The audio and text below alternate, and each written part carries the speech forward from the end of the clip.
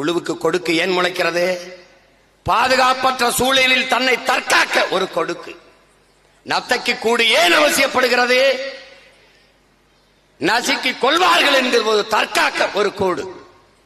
நிராகரிக்கப்பட்ட தமிழ் சமூகத்தின் மக்கள், காலங்காலமாக ஒடுக்கி ஓரங்கட்டப்பட்ட மக்கள், தங்கள் உரிமையை கேட்பதற்கு குரலற்று அரசியல் அதிகாரமற்று இருக்கிற மக்கள், வழியே இல்லாமல் நாம் எல்லாம் சாதி அமைப்புகளாக ஒன்று திரண்டால் தான் நமக்கான உரிமையை பெற முடியும் என்ற நிலைக்கு தள்ளப்பட்டதால் தான் இத்தனை சாதி அமைப்புகள் சங்கங்கள் உருவாகிவிட்டது. எனக்கு உண்டானது கிடைத்து விட்டால் அவனுக்கு உண்டானது கிடைத்து விட்டால் அவனுக்கு உண்டானது கிடைத்து விட்டால் அவனுக்கு உண்டானது கிடைத்து விட்டால் இங்கே எவருக்கும் பிரச்சனை இல்லை, எல்லாம் ஒன்றாக இருப்பார்கள்.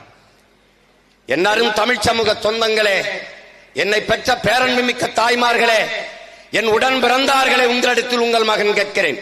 இந்த கூட்டத்தில் சாதியை மறந்து மதங்களை மறந்து நாங்கள் தமிழ்தாயின் பிள்ளைகள், ஒரு தாய் பிள்ளைகள், நாங்கள் தமிழர்கள் என்று நீங்கள் அமர்ந்திருப்பது போல ஒரு சமதர்ம சமூகம் உருவாகும்.